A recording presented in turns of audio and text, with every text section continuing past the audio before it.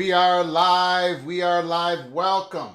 Welcome to college football's Peek Around the Corner with your host, Greg Pflugar. We cover everything in college football because we love everything in college football. And if you do as well, please hit the subscribe button and turn on those notifications, because if you are a long time watcher of this program, you know we can come on in the morning, do a breakfast PAT show. We can come on lunchtime. We can come on during the evening, and we can come on late at night. So make sure you subscribe and smash the like button if you like our content. Share this video with your family and friends if you want to support this college football Rebel Outpost football channel with a donation. Just hit that $, make a comment,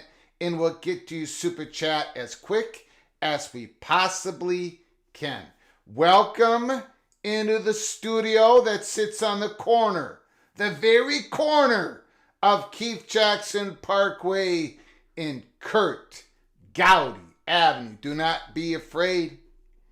Do not be afraid, PATC community. Do not be afraid to be a legend with your comments in the chat room, with your phone calls later in the show. Look, let me tell you something. This is college football's Peek Around the Corner.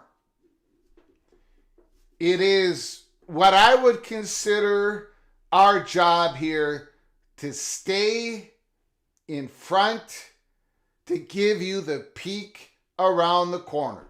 I don't care if it's the third string quarterback at Tulane or conference realignment. It is getting, things are changing as we speak. You all know we've been talking about it every day. It's been like riding the wild tiger, just trying to stay on. The straw that has been stirring the drink. The straw that has been stirring the drink for years has been that everybody has known, or everybody has thought to know, that there were going to be a day, there was going to be a time when there was going to be direct payments from the schools, conferences, or both to the student athletes. We talked about it all spring in 2022.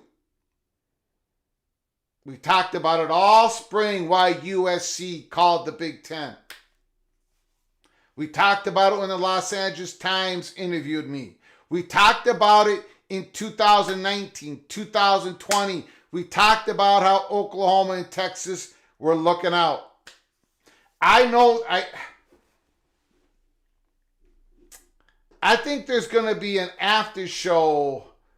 After this show, I'm going to be sending out a few tweets from the past showing you about how Oklahoma and Texas were having their eyes looking out to the future, the exit ramps, because of the Alston case. That was the straw that was stirring the drink, and it is still today. But that future is coming on fast. It's going to be with us within the next 12 to 18 months. But now, because that is going to become a reality, where there's direct payments going to the student athletes, now it's about the salary cap, collective bargaining agreement,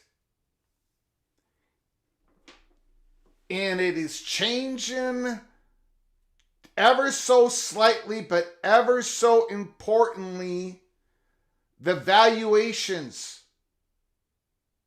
of some of these universities. The main story we're going to be talking about tonight is Kansas. Now, before we get into Kansas, there's a few things I need to do. I want to go over the article of Ross Dellinger today because it all ties in to the main story of Kansas. And I also want to say this too. And people who have been coming here every live show, they know this. I have been Dr. No. Is there going to be a Super League? No. Is the Big Ten and the SEC going to break away in 2026? No. Is Florida State going to be an independent football program in 2024? No. Is Florida State Clemson going to be leaving for the 2024 season? No. Is Texas A&M leaving the SEC to go to the Big Ten? No. Is Vanderbilt? No. Is Missouri? No. People have been getting pretty upset with me because all I say is no.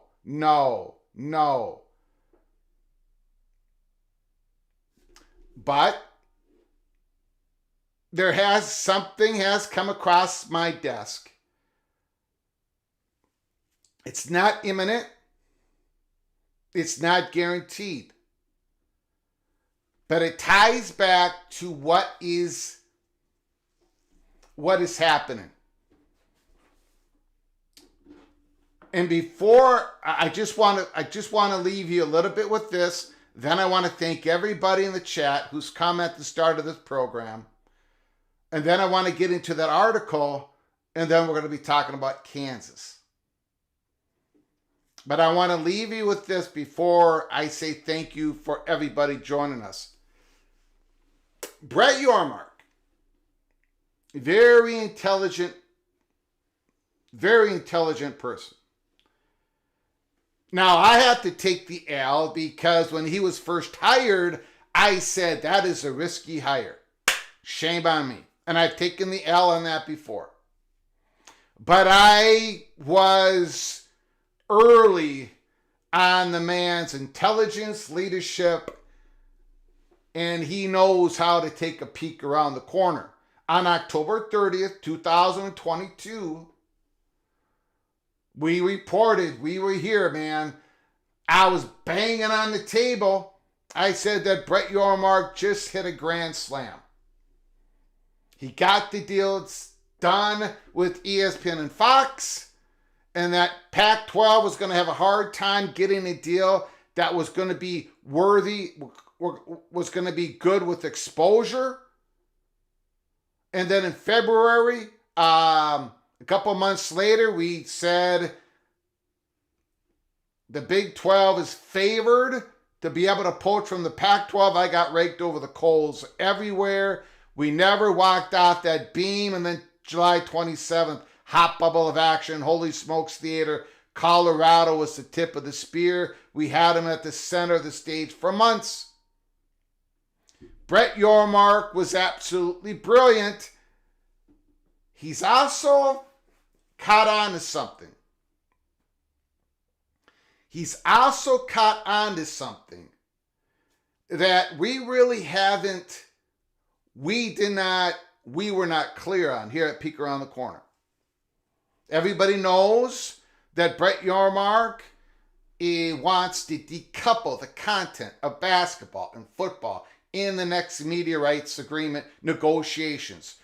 And of course, those media rights negotiations will have an exclusive window with his current media partners, ESPN and Fox.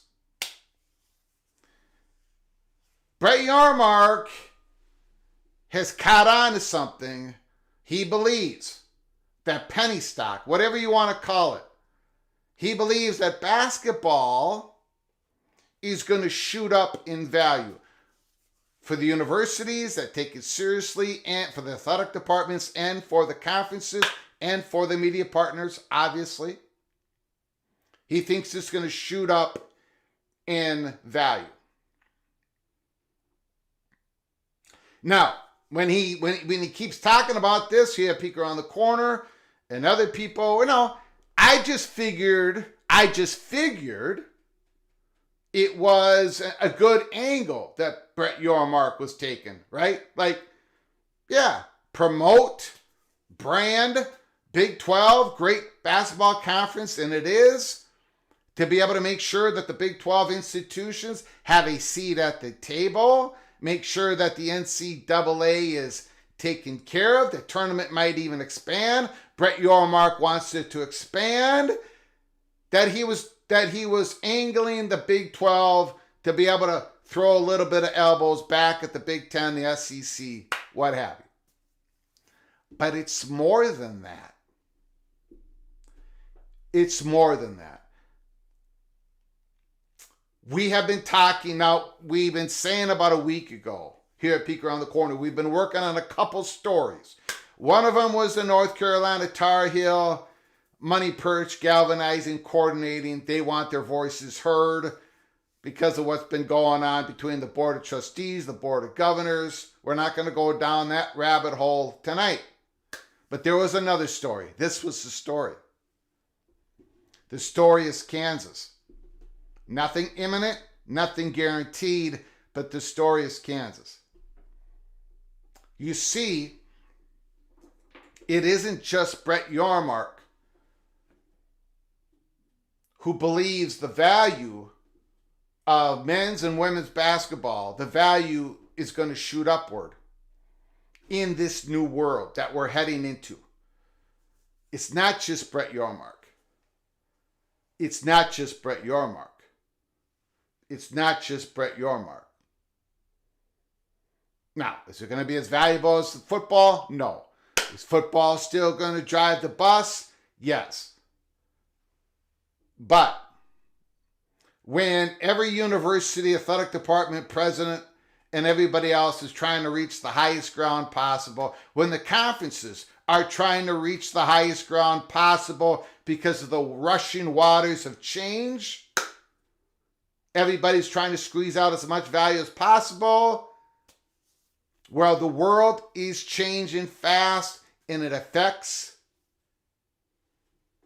Kansas. And we're going to get into it later in the monologue. I want to say thanks to everybody who's just dropped in. We want to hit that Ross Dellinger article first. I do appreciate your patience. Suddenly Toast, thank you so much for becoming a new member. Holy smokes. Peek around the corner, Cloak and Dagger, you are hereby knighted. Thank you so much, Suddenly Toast. I do appreciate it. Thank you for coming on in. Thank you for becoming a new member. When you become a member of our channel, you can watch our Cloak and Dagger early peak member only episodes. We dropped an interesting one the other day, just yesterday, episode 36. Tiebreakers, tiebreakers, tiebreakers. We're going to be hearing that phrase a lot going forward in 2024. Without divisions, tiebreakers, tiebreakers, tiebreakers. Pretty interesting episode. Go take a look at it. Suddenly Toast when you have time. Okay, let's get to it. Jamie Thornton, thanks for coming on in. Connor, Phil Newman, Summit Hawk, Cam and B, Rock, Chalk, J Hawk, Immaculate is in the house. Movie Time Blues, Kyle Coffee, Richard L, Joe Z, Dave. Brian Reynolds is in the house. Mrs. Arkansas Razorback is here. Tumasta. Mike Vernon out of Kansas. Thanks for coming on in. Appreciate it. Seth Paulson is in the house. Walter White, Le Buckeye, Dan Ryder, Kyle Coffee. Holy smokes. Joe, get to the boom, boom, boom. We'll get there. Zach Krause is in the house. Taytown Hawk is here. DP, Mr. Clemson Tiger, Wizard King, Landcamp, Sean Salisbury, Vox, Brian Wade. Holy smokes. Keep It Choppin' is here. Jody Wagner, thanks for coming on in. Nick Johnson, Rampage, Coos Corner. The man, the myth, the legend, Mr. Mountaineer himself, Coos Corner is in the house. Lee Go Gators is here. BH is here. Fuzzy T-Rexy. I'm not going to be able to get to everybody. I do apologize. Hockin, Illinois. Hockin. That Sister Sway is here. Dason Cat. Cat is here. Soap. Brett. Brad Harms. Marcus Williams. The Late Night Show with Greg Flugar. David Wilson. Will Hartung. Okay. I'm not going to be able to get that to anybody. Everybody. Okay. First of all, let's get into... We need to talk about this first before we get into Kansas. We're going to go through this article as quick as possible. We're not going to go through every page of it. And then we are going to get into Kansas. Then we're going to take your comments and your phone calls. We're going to open up the phone lines after the monologue is open. The number is 763-260-1333. Put it on your phone. You can see it at the bottom of the ticker. And I will get to your very generous membership donations that I see. I do appreciate it so very much. I will get to it right after we get to this, and I'll get to you super chats. But I want to get through this article first because I know everybody wants to talk about Kansas. But this is going to set the stage. This is going to set the stage. That's all I'm going to say. How much do college athletes deserve in the new world of revenue sharing? Breaking down the numbers in a difficult equation. Ross Dellinger, the great Ross Dellinger, Huma, the director of National College Players Association, has an idea figure in mind for what college athletes deserve from the schools in any revenue sharing concept. 50%, he said. Look at the pro models. Players get about 50%. Anything less than what's fair will be continue to be problematic. The numbers matter as college executives continue negotiations to settle the latest antitrust cases. They implement a new athlete compensation model. Those inside and outside college sports industry are left with a bevy of unanswered questions, most notably about money. Under the agreement, will universities share enough with their most valuable athletes, and will they negotiate directly with them in the future? A potential cap, we talked about that, 17 to 22 million, right? But the climate revenues from SEC and the Big Ten television contracts could push the cap as high as 25 million over the course of any 10-year settlement agreement, some believe. Now remember, ladies and gentlemen, the revenue figures that you look that are published in the USA Today and other on message boards, on X, those revenue figures still do not take in the effect of the Big Ten's revenue new media deal. Next spring, you'll see the increase probably about $30 million for each Big Ten school on the Big Ten revenue. Their new Big Ten media deal will take an effect in the sense of reporting next spring of 2025. You will see SEC's new media package money in the spring of 2026. Their deal begins July 1st, 2024. That's when the new media contract for the SEC takes effect. But you will not see the reporting of it until spring of 2026.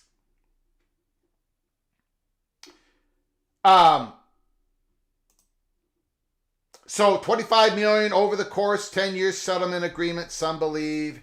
The figures ruffle those in the world of athlete advocacy and unionization who believe schools and conferences should be directly bargaining with the current players. Yeah, they probably should be. And the NCAA and the conferences, they're going to need a carve out. They're going to need codification from Congress. Can they get it? That's the big wild card. That is the big wild card. These are the types of things you talk about in negotiations with the people you are capping. Right? If you're going to cap somebody, you better have a collective bargaining agreement with the representation of those you are capping. The next 12 to 18 months of major college athletics stands to be the most transformative in history. A consequential and long expected step toward professionalism for the power schools. Absolutely. You think we've gone through some changes in the last 3 years? Yes, we have. Yes, we have. Oh, yes, we have. There's been so much cloak and dagger. But the next 12 to 18 months is going to make the previous 3 years look like child's play. The evolving revenue sharing concept is a central piece in what could be a 10-year settlement agreement of the three cases, House Hubbard Carter, featuring as much as a $2.9 billion payback damages. The athletic administrators are grappling with the cost of 25 to 30 million annually per school, as reported in a wide-ranging story last week at Yahoo Sports. While the revenue sharing concept, as well as the expansion of scholarship, is permissive, schools are not required to do either. There's a salary cap, but there's not so far a salary floor. You don't have to spend to the salary cap. Universities limiting their athletic distribution risk falling further behind in a competitive industry where talent acquisition is rooted in recruiting. Right? That money is going to come, that direct payments to the student athletes. We'll talk about that in a second. Administrators, university boards, and presidential councils are mobilizing today, tonight, yesterday, next week, are mobilizing with plans to reduce expenses, add operating staff. Remember, we're talking about a general manager. These athletic departments are going to have to hire a general manager. There's no way the coach, the football coach, is going to be negotiating the contracts of the athletes. There's no way that the athletic director, who has to look out after the whole athletic department, revenue-making sports and non-revenue-making sports, is going to have that position. There are going to be general managers, ladies and gentlemen, and that general manager could be the most crucial hire of the whole thing. I mean, my goodness. My goodness. The general manager is going to be the position we're going to be talking about here. Add operating staff to negotiate athlete contracts. Bring collective personnel under their umbrella, the university's umbrella. And even mind untapped revenue streams, such as, here it is, private equity or booster loans. It's a mad dash to a finish line. Part of our title of our show tonight. It's a mad dash to a finish line. Conference commissioners are working to gain consensus to authorize a settlement agreement from their presidential boards, preferably within the month. The earliest implementation of the new model is believed to be the fall of 2025. 2025. It's the earliest. But having it just listed here, fall of 2025. Holy smokes. Holy smokes. But if an agreement is finalized before a model is implemented, what happens? What if that settlement happens? What if it all happens in the next 40 days, but we don't have the model quite set up yet? This is the interim period, 14 to 16 month stretch, where collective bargaining with current athletes should occur. He uses a sports analogy to describe the situation. Current negotiations represent pre-game warm-ups. A finalized settlement is the kickoff. The interim period is the first quarter, where the groundwork is laid for the rest of the proverbial game. The thing we all have to understand is that when this settlement is initiated, it doesn't mean the next day that everyone is getting paid.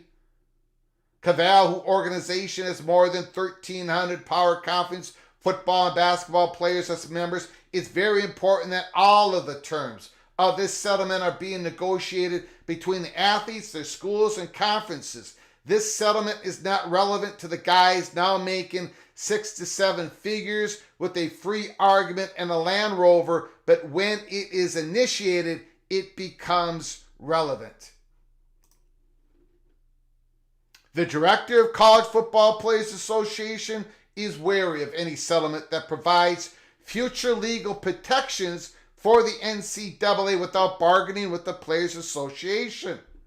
If college leaders don't negotiate with athletes directly or gain antitrust legislation from Congress, they cannot achieve such protections. I agree. You're gonna need Congress to come in, carve out protections, or pass some antitrust legislation. If that doesn't happen, and if you're not directly collective bargaining with representation of the student athletes, the whole thing is going to fall apart anyways. The whole thing is like a house of cards.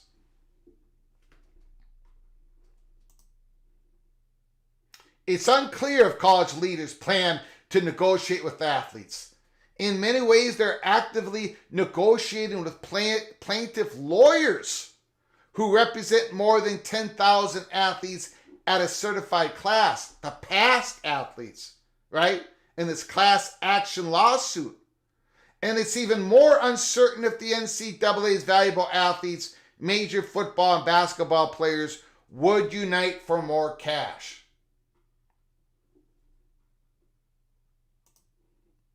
A revenue sharing model may come with more structure and regulation, binding player contracts, a limitation of third-party collective payments, or for some football and basketball players, a reduction in their NIL-related salaries to possibly satisfy Title IX, the federal law requiring universities to provide equal opportunity for women as for men. Again, this is Ross Dellinger, Yahoo Sports. We provide a link in the description box so you can read the whole thing. We're going to skip that part. For now, questions linger. In whatever new model, will universities share enough with football and basketball players?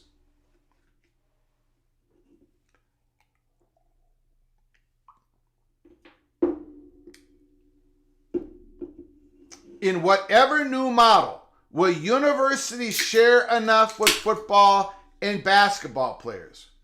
How exactly is the rev share cap determined? And how much will the cap change?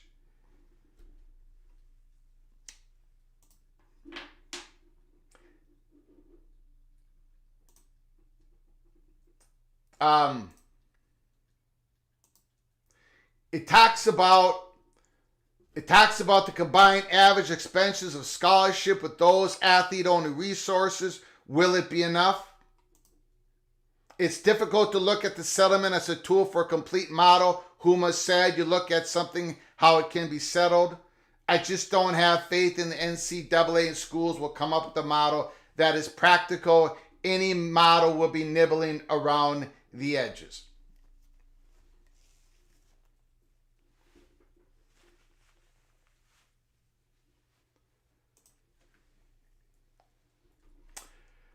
So, this settlement is probably going to happen most likely within the next 40 days. That's the deadline.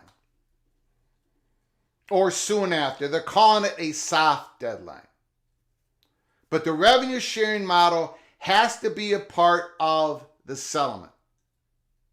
Okay? Has to be a part of the settlement. Or the House lawyers won't take it. Okay, so you have a settlement, you have $2.9 billion in back pay, and now you have this model. We're going to be doing some pretending here because we're going to be talking about, we're getting into the story of the night is Kansas.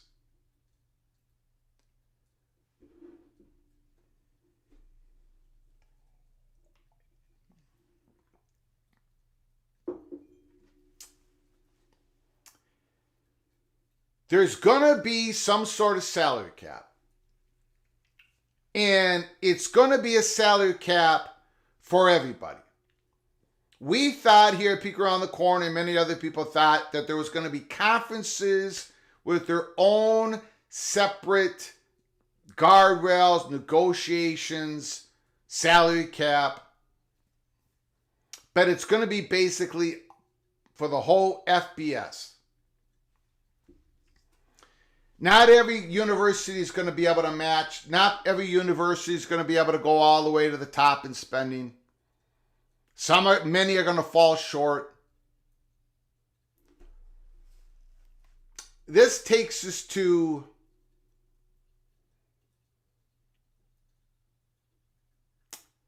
I've had discussions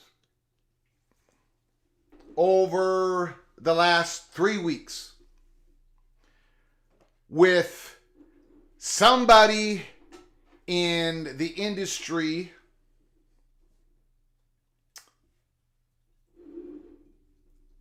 of, let's just say, reporting.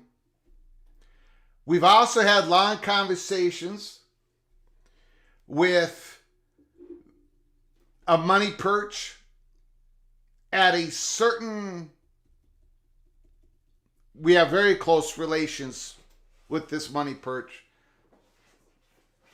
that is not Kansas money perch, but a university That's pretty close to Kansas. And let me just say this. Let me just say this. It is when the ACC implodes, and it is going to implode at some point. We don't know when. We don't know what that number is going to be. But at some point, Clemson, Florida State, North Carolina, probably Miami, possibly a couple others are going to be, there's going to be some number figure. They're going to write a check. They're going to get out of the ACC. We've been following that story every day, every week, every month. We were way out ahead of it. However, the Big Ten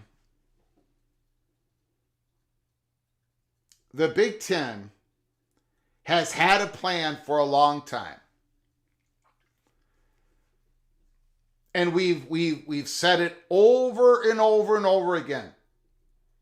That when the Big Ten took USC and UCLA, when they called the Big Ten, when we broke that news March 31st, 2022, when we were interviewed by the Los Angeles Times, we said, well, it looks like if Notre Dame pulls the trigger, it'll probably be Notre Dame and Stanford. But quickly after they did not pull the trigger, they let it be known we were not interested.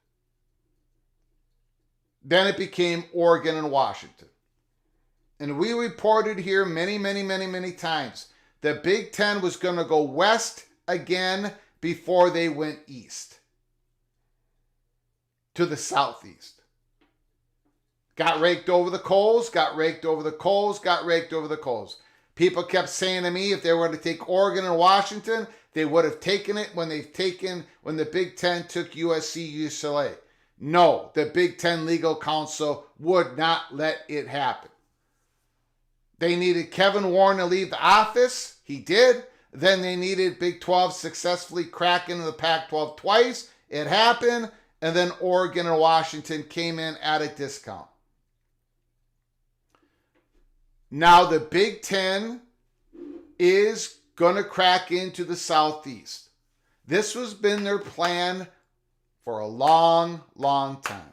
Well, especially when Oklahoma and Texas called Sankey together.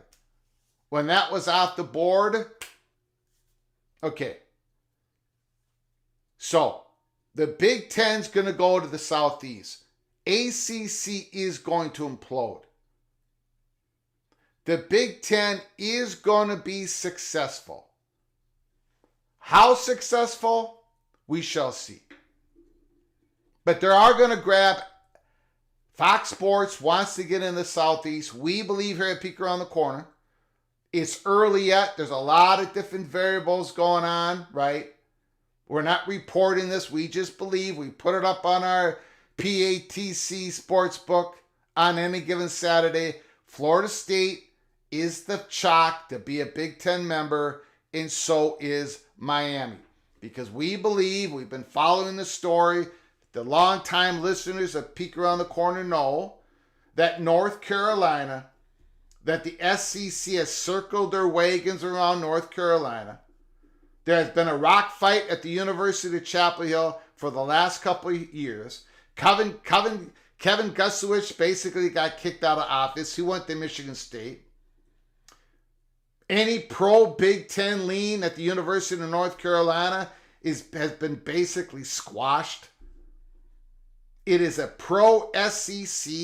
The decision for conference affiliation, the decision for litigation, the decision for settlement, all rest in the hands of the Board of Governors, not the Board of Trustees at University of North Carolina, but the Board of Governors, a 24-person body representing the whole state of North Carolina, representing 17 public universities at North Carolina.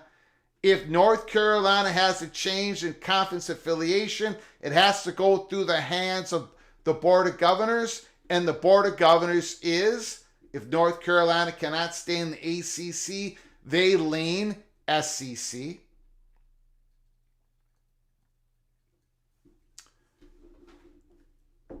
So,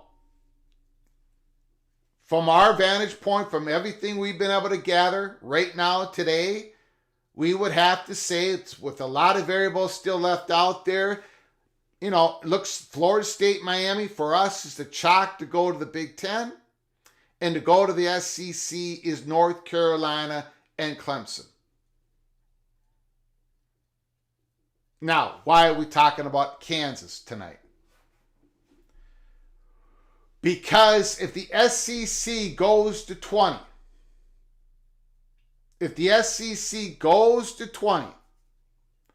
we have been told by a national person in the industry and from the money perch closely connected to them historically closely connected to the money perch of Kansas, that Kansas is in the game, very much in the game, and there are reasons for it.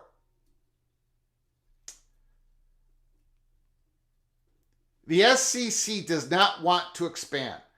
Kansas is not a priority for the Big Ten. Not at this time. Just not. Nothing against Kansas. The Big Ten is going to the Southeast.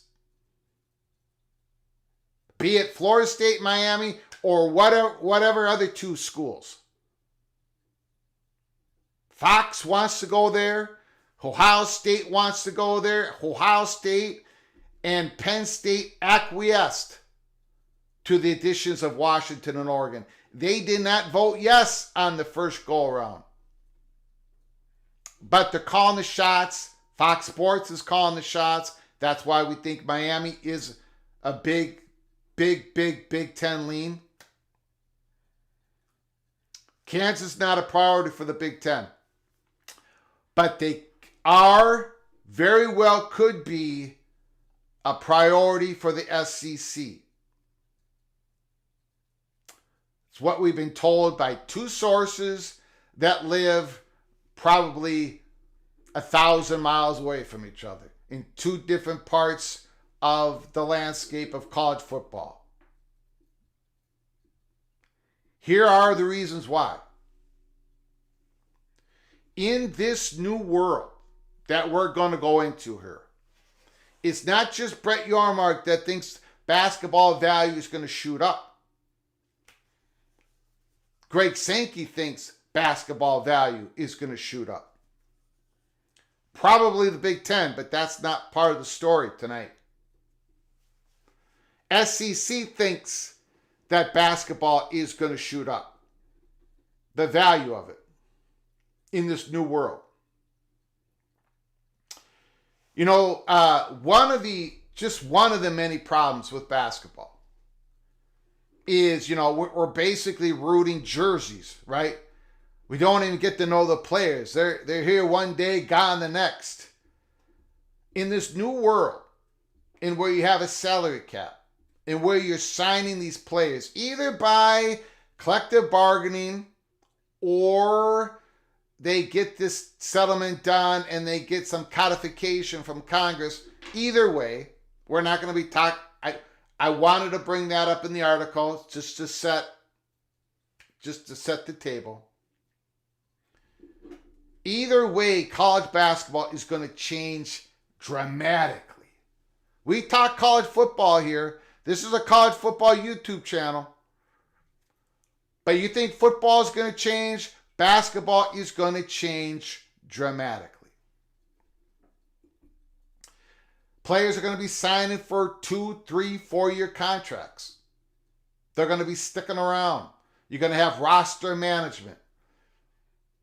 I think that the industry believes there's going to be more of a connection back to college basketball. The regular season is going to become more valuable, more eyeballs on it. We're going to know these players. We're going to learn these players. They're going to play. They're going to have binding contracts. people are putting their chips in the middle of the table, they think the basketball value is going to shoot up. And it's not just Brett Yormark. Greg Sankey believes this. Greg Sankey, this is why he's talking about how he wants to make sure his programs get into the NCAA. He is with Brett Yormark and expanding the NCAA tournament. The North Carolina Tar Heels, people keep saying, well, what type of value would they bring to the SEC? North Carolina is virgin territory. No Big Ten, no SEC right now. The state of Virginia, virgin territory. No Big Ten, no SEC right now. When Pete Thamel says that North Carolina and Virginia are the top targets to the SEC, a lot of it has to do because high populated state, big time demographics with spending money. But it's come to our attention, it also has to do with basketball. Basketball. It increases the footprint of the SEC, obviously. North Carolina, Virginia are AAU schools, high academic schools, high research schools. Clemson would bring, if the SEC brought Clemson in, that would pretty much automatically trigger a percentage change in the college football playoffs, right? They'd get even a little bit more of it because Clemson has won a couple national championships. Just like if Florida State went to the Big Ten, maybe it would increase the Big Ten by a few percentage points. So the SEC would want to keep up with that. So we have said here at Peek Around the Corner that the SEC, if they grew to 20 teams, not only in this next wave, and it's happening, the next wave is going to happen. North Carolina, Clemson, Florida State are not going to be members of the ACC 3 years from now. It's not going to happen in 2024. The chances of it happening in 2025 officially is very small as well. But in 3 years from now, those three universities and probably Miami will not be part of the ACC. So the SEC, who would love not for anything to change, they don't want anybody. They would rather have everything stay the same. They're not going to get that wish. They know they're not going to get that wish. They've been proactive knowing they're not going to get that wish. They've circled their wagons around North Carolina, Virginia, Clemson. Is there a chance that the SEC only takes two schools, Clemson and North Carolina? Yes. Sure there is. But if SEC goes to 20, and if there is an incentive for them to go to 20, you're looking at a world of Clemson, North Carolina, Virginia, and a fourth school. And here at Peek Around the Corner, we've been talking about the tie. Not quite the tie between UNC and North Carolina State. But there is this political equation that is going on. The Board of Governors, highly represented by North Carolina State Wolfpack representatives.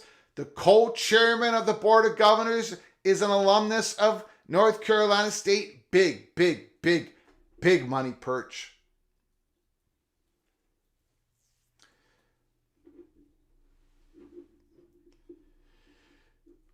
But if the SEC, in accordance to what we've been told, goes to 20, knowing that they're going to lose a couple ACC schools to the Big Ten, and we believe it's Florida State and Miami. If we're off, we're off, but that's how we think it's going to go. And the SEC grows to 20 along with the Big Ten, equalize voting and all that stuff, grow their footprint as much as they can. If North Carolina can untangle themselves from North Carolina State, if there can be that calamity tax, if there can be a Carolina tax, money given to North Carolina State, then you're looking at your 20th SEC school. Kansas is in the game. One of the strengths of the Big Ten is bandwidth. Going forward, big markets, big research universities. Now a bandwidth in sports. From Los Angeles to Piscataway, they've increased the Big Ten has increased their exposure with 3 networks. They've increased their bandwidth when it comes to sports, softball, now baseball. They've increased their bandwidth. Of course, Big Ten hockey. The SEC to squeeze out more value for their conference. To squeeze out more value.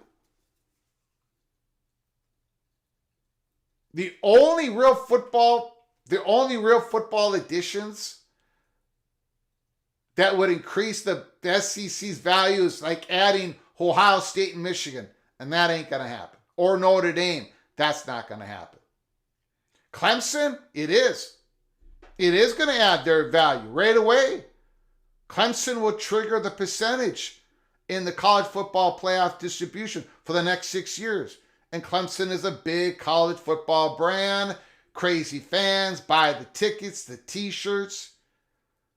But the rest of it, the rest of the SEC expansion, virgin country, big research universities, big money, demographics, and big basketball brands. Now, why did I bring up the salary cap?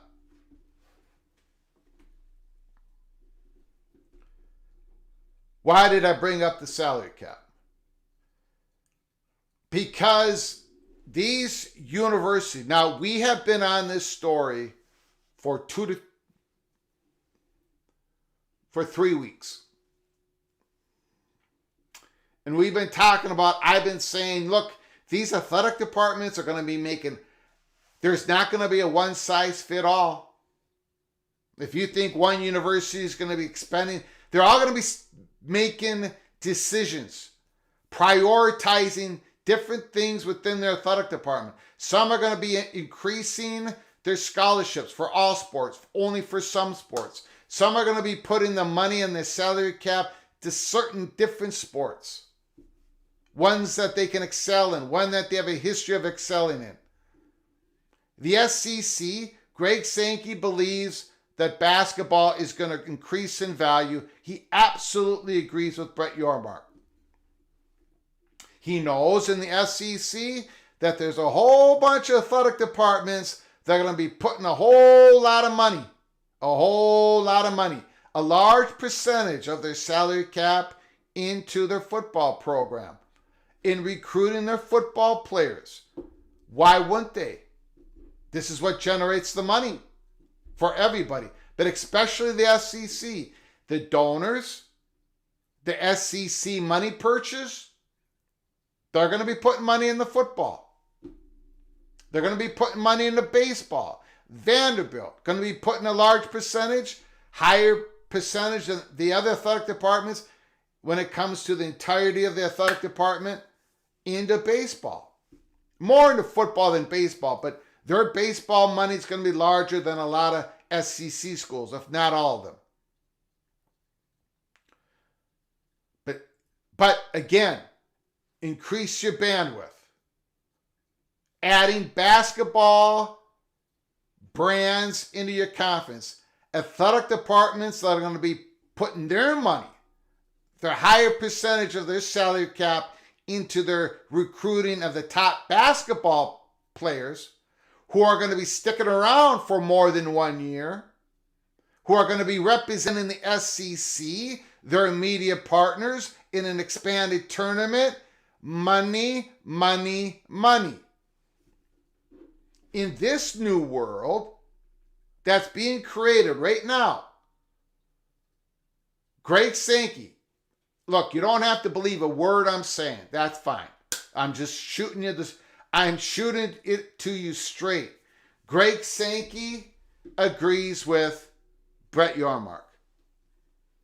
Basketball value is going to go up. Think about it in the new world. We can actually. So, pretend for the moment the SEC, when the ACC collapses, that they take a Clemson. Right away it helps them. Right away it helps the SEC. Let's say they take North Carolina. They circled the wagons around North Carolina. Let's say they take Virginia. The relationship of North Carolina and Virginia. And let's say they take Kansas. Of course, you got the Kansas-Missouri rival game that I've talked to some people in Kansas today before we went live. The Kansas-Missouri game, football game, you can play that early in the year. That can be an early rival game. That will pop. But that's not where Kansas brings in the value to the SEC. They will bring the bandwidth, increase the bandwidth of the SEC, because this is what the Big Ten's been doing. In some other different ways, this is what the SEC, if the SEC has to expand again, and they will have to keep their slice, they keep their market, the slice of the market pie via the Big Ten, SEC is going to have to expand. They're going to have to expand in virgin territory, North Carolina, Virginia, that's their target. Clemson, the football brand, and if UNC can entangle themselves, look for Kansas to be school number 20. Not imminent, not guaranteed, but this scenario is being talked about. This scenario is something I'm not going to say no to. I've been saying no to everything else pretty much because there has been no steam. This has steam.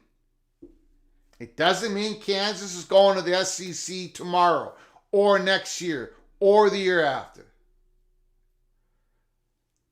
But SEC going to 20. The new world, this is a new world coming. It's hard to even, look, I spent a lot of time doing this YouTube channel. I spend even more time talking with people you guys know that I know. Else we wouldn't have had the Colorado story. We wouldn't have had the USC story. We wouldn't have any of these stories. It's really hard for even me to get my arms around what is going to change. In the basketball, people are putting the chips on the table and they're saying this basketball thing is going to grow. The women's basketball is going to grow. This it already is, but it is obviously. But this is also going to affect UConn. But we don't have time to talk about UConn tonight. So, yeah, Kansas, you all know, I've been honest. I haven't spent any time talking about Kansas when it comes to conference affiliation since the start of this YouTube channel. But the world is changing so dramatically. Give it a couple of years. SEC goes to 20. Increase that bandwidth. Increase that value. Stretch it out. Cover more of your bases. That's what the Big Ten's been doing. That's what the SEC is going to have to do. Create a rival, Missouri. You don't have to create that rival, but you know what I'm saying. That's going to be that's a moneymaker.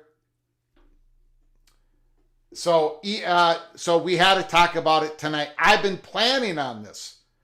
Last night I said this is just the start of the week, and boy, do we have a big week coming up. We knew we were going to be talking about this story today. It was either going to be early in the morning or late at night. Let's do a big time late night show.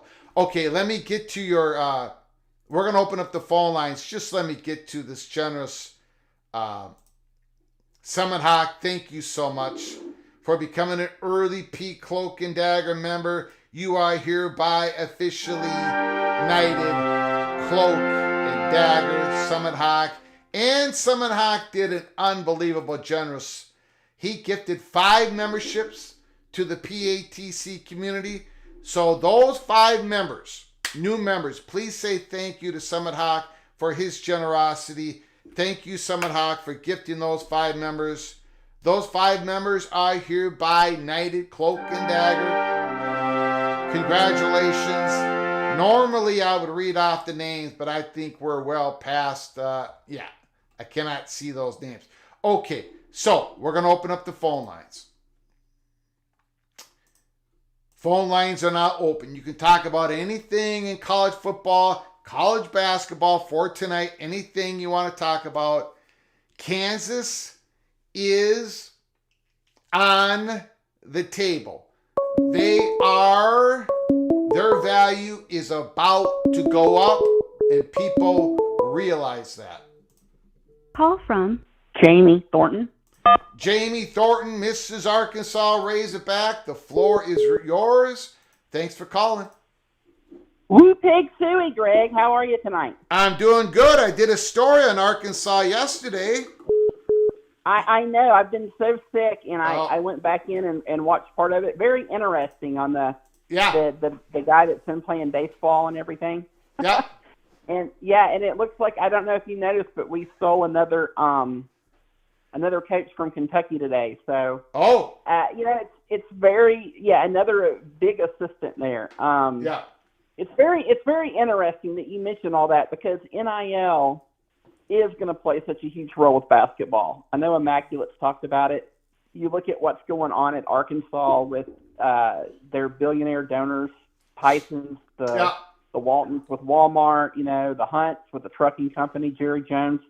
So much easier to put money into a basketball program, and then you hire somebody like Coach Cal that can do it, that's already done it. And, that's going to be another potential rivalry. But before I go on, my wife wanted me to let you know that cheese does go on hamburgers. You can have it out with that crazy Washington Husky. That's a whole nother topic. Yeah, we don't have time for that topic tonight. Go ahead. Right, I know. It's a serious night. I got you. But, I've been messaging people and telling people, you know who I talk with, and I can tell you, you talk about relationships with conference realignment, and there's been a big push inside the SEC by the presidents, especially the president of Missouri, the president of A&M, Texas president. These presidents all have good relationships. They've had good working relationships with Kansas, and they want them in the SEC. That's part of the story. That is part of the story. One of those universities you just named is an advocate for Kansas, and I'm just going to leave it at that for now. Yes. Right, and I understand I can understand you can't get into those details, but yeah, I mean that's one thing that's the well-respected guy I know, reporter, when he was talking about Kansas, he said, there's definitely been third-party, feeler talks. There's definitely been there's these relationships that are there, and for the obvious reasons, NIL a big part of the basketball. And again, we talk about bandwidth. We talk about the value. If you ever go to a Big 12 basketball tournament, Kansas, that market, that juice, that sponsorship, increasing the bandwidth of the SEC. Yeah, it's right. Yeah, and as you mentioned, Greg, there's not too many places else the SEC can go to expand its footprint. You know, if you look on a map and you just look at the southern states that are already, or the schools that are already in, you look over at Missouri, you can just draw a perfect line with Kansas all the way over to Virginia and down. And, you know, it expands the SEC's footprint, like you said on that. And let's not forget the SEC network. We talk about the Big Ten network being the big daddy of them all. But the SEC network makes a lot of money too. And don't think that there's basketball subscriptions from North Carolina fans, Kansas fans. Yeah. Well, that's I mean, that's Virgin Country. The SEC, the SEC network subscriptions will shoot up with. Yeah, that's all part of it. No question about it. But I got to let you go, Jamie. We got a lot of phone calls coming in. Nope, no problem. Take care, buddy. I apologize. Thank you, ma'am. Mm-hmm. Bye-bye. Thank you. Great call. We got a lot of calls coming in. Thank you so very much.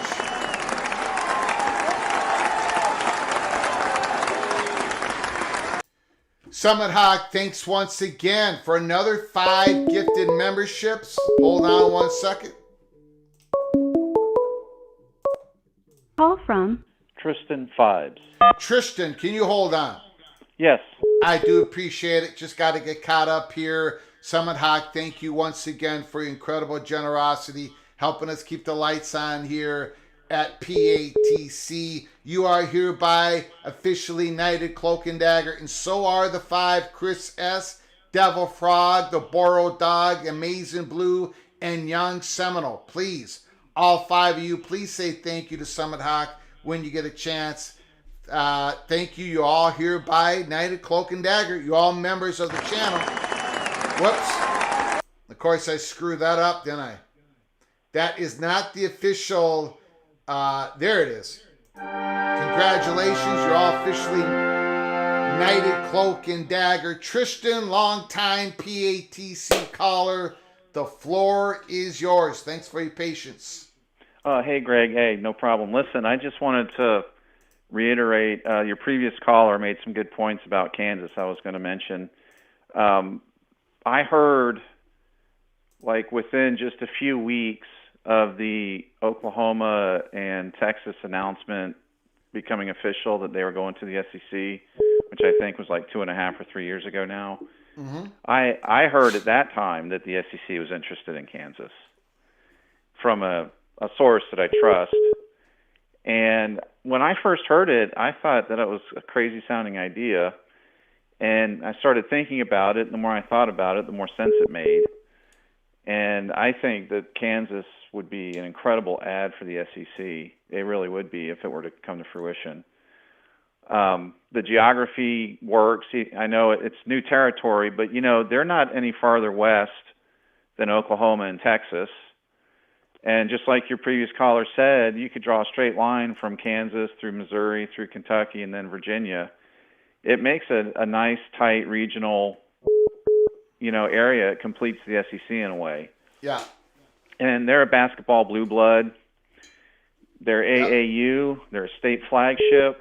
Yep. And you've already got that built-in rivalry with Missouri. Yeah. All of it, I think, just makes a great deal of sense for the SEC. And they're gonna keep investing in basketball. You know,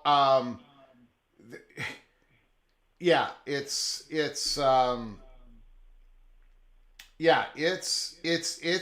being talked about. It's more than being talked about. It's being they are up there now. Look. When Pete Thamel talks about the top, you can go ahead and Google this. Go ahead and Google. When he talks about the top candidates of the SEC, when Paul Feinbaum talks about the top candidates for expansion of the SEC, if the SEC has to expand, it's always the same candidates, right? It's North Carolina, Virginia, and then Clemson and Florida State. Whatever. They don't ever go past that for the list of candidates. So, look, I agree with Pete Thamel, Paul Feinbaum. But the question is, if the SEC goes to 20 schools, because they see the incentive of grabbing Virginia and North Carolina both, and then Clemson, which helps them immediately, then you're going for the 20th school. Either in a first wave or a wave that comes right after that.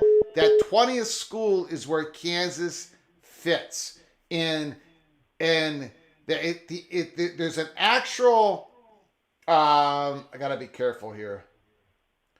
There's an actual communication, Tristan, of Kansas asked the 20th. Kansas asked the 20th. Right. That is their spot. If SEC finds enough incentive, and with this new world, it looks like they are going to find that incentive, and that's how I'm going to leave that. But go ahead, Tristan. Floor's back to you. Yeah, I'll just add one last thing to think about here, just some food for thought. If you go back in history, go back about 33 years, the SEC was expanding with South Carolina and Arkansas, and those were the two additions they needed to start having the SEC championship game. Yep. So if you go back to that point in time, the SEC has added, since then, Arkansas, Texas A&M, Missouri, Oklahoma, Texas, and now potentially Kansas. Mm-hmm. The SEC has invested heavily in trying to push their western border. Yeah. And I think that it's been incredible growth for them to head west.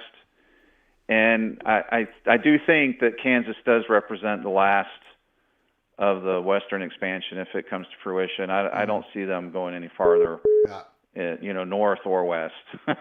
Yeah. But it's incredible to think about all the schools they've added in the West.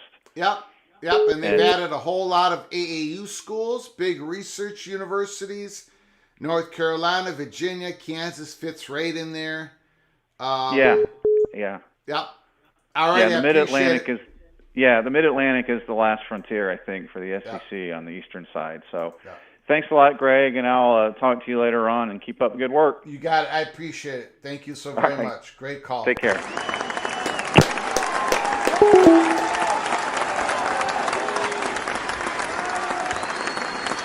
Sorry, guys. We're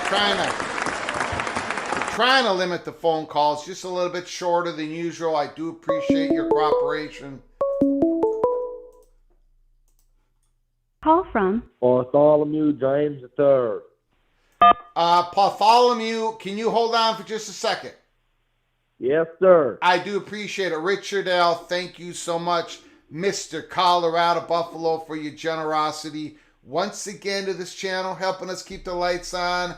Thanks for staying up late for us Westerners. Thank you, Richard L. I did tell the little general who rules with an iron fist, the moderator, the wife, I did tell her we're going to go on late because we go on, every time we go on late, we get a big crowd. We get new people. They're all jacked up, ready to go.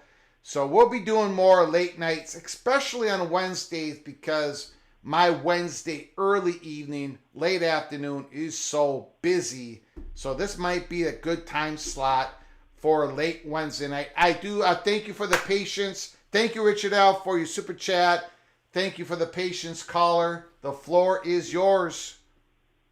All right. Thank you for having me. Bartholomew here from Mississippi. First, I wanted to shout out Mike Vernon from the Scoop Scored. He got all of us here for the great show tonight. Yeah. But I also want to go in depth and say how KU would be a great fit for the SEC. Great basketball, football on the uprising. I think they would bring a lot of value to a power conference like that. And I think out of everyone in the Big 12 now, they're best fit to move on, unlike schools like Kansas State. Yeah. All right. Is that it, sir? Oh, that is it. Thank you. And shout out to Mike Vernon again at the Scoop Scored. Yep, I'm going to mention something about Mike Vernon right now. I do appreciate it. Thank you very much. Thank you.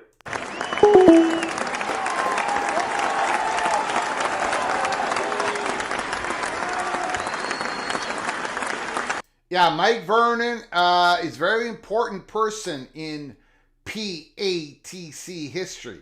Mike Vernon is the gentleman who talked to the Los Angeles Times. Hold on. Call from Immaculate. Immaculate, Mr. Hawkeye. To Can accept, you press 1. hang To on a send a moment? voicemail, press 2. I'm sorry. Can you hear me now, Hawkeye? Yeah, I got you. Okay, hold on for just one moment. I just wanted to. Mike Vernon is a very important person in the history of PATC. He was the one who contacted the Los Angeles Times, a great writer out there, and gave the history of what was going on in the spring and how we cracked it, and that whole history of it. Brady McCullough wrote it in the Los Angeles Times. They interviewed me 4 different times, went through our evidence. Quite the story, crazy story, but we had, anyways, crazy. But Mike Vernon was the one who got me hitched to the Los Angeles Times, so I thank Mike Vernon for that once again, and I thank him for his time and his friendship and all that stuff. So for those who are here because of Vernon, I appreciate it. Thank you very much. Mr. Hawkeye, the floor is yours. Thank you for your patience. Oh. Hold on. Yes. Hold on. Breaking news. There it is. Hawkeyes have landed Northwestern quarterback transfer Brendan Sullivan. Massive news for Iowa. Man, I forgot to talk about that. Holy smokes. So congratulations. I know you're not a big fan of Brendan Sullivan. I am. I think he's pretty good. But go ahead, Mr. Hawkeye. Fine. It's just, our number 1 quarterback and our number 2 quarterback this year are going to be ex-Michigan guys and ex-Northwestern guys. Like, how am I really supposed to feel about that? But, yeah, that's the new age. That's what it is. We deal with it. Yeah. I just wanted to – I'm going to be quick, man. I know you got some wild Kansas fans who are ready to party in here. So I just want to first do a little shout-out for Jamie. I thought the whole talk about Kansas to the SEC was kind of a joke at first. And then she kind of opened my eyes a little bit to it. And, when Missouri announced that they were renovating their stadium, that was my, pardon my French here, but my oh shit moment. Mm-hmm. And when it kind of became real, like they're probably looking at Kansas, and Missouri knows that game is going to be a big one to be putting on TV. And so they went to, get that stadium up to par. So that big on her for kind of being the one person saying that. And for folks who might think that's not true and who to look at, I'm looking square at Missouri as to why I think that's happening. I just want to real quick kind of push in something here. I know you're talking, and you got big guys like Samuel saying UNC UVA, that matters. But that was said before the North Carolina Board of Governors got involved. Yeah.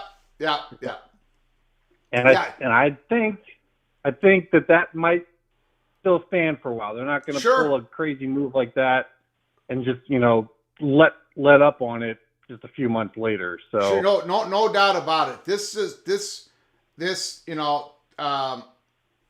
absolutely the North Carolina State, the whole thing of them being the 20th school is an absolute threat. But Kansas is in the game. North Carolina State's in the game on that. No question about it. You're absolutely correct. Yeah, and if the Big Ten doesn't come trying to stop that from happening, I think it happens. And And I think that the SEC has a lot of motive to come in and do that sooner rather than later. Because if some other events happen and unfold and causes other chain events to happen from that, the Big Ten might come calling to Kansas. So when people are wondering timelines, to me, this is a sooner rather than later situation. If the SEC wants Kansas, like they got to get on that sooner rather than later before the Big Ten can maybe know where the future is. We'll say that. So yeah, I'm with you. I mean, I saw you putting that up and like, oh, is he really about to say? Is he about to say the SEC word? Yeah.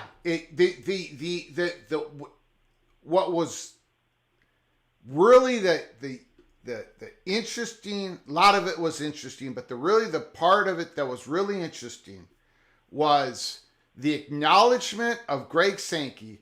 And I guess I should have picked up on it, but I did not. So I take an L on it. But Greg Sankey is a firm believer that the value of basketball is going to skyrocket. Okay? So in having this conversation with somebody,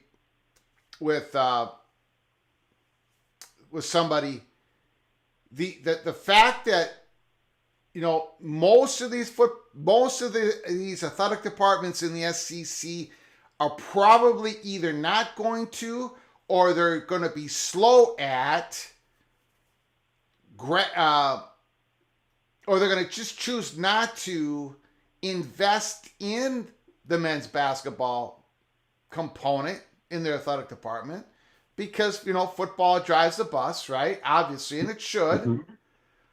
But so that basically this national reporter is knocking me on the side of the head saying, look, North Carolina, they're whatever they spend, whatever their cap is, and if you're in the SEC, eventually, when you're a fully invested member of the SEC, you're going to spend all the way to the cap because you're going to have the money. Okay? So North Carolina, they're going to be invested in basketball. They're going to be getting the top recruits. They're going to be putting their money in there. So is Virginia. So is who else in the SEC? Who else in the SEC? Kansas will, right? Yeah. And if Arkansas seems to.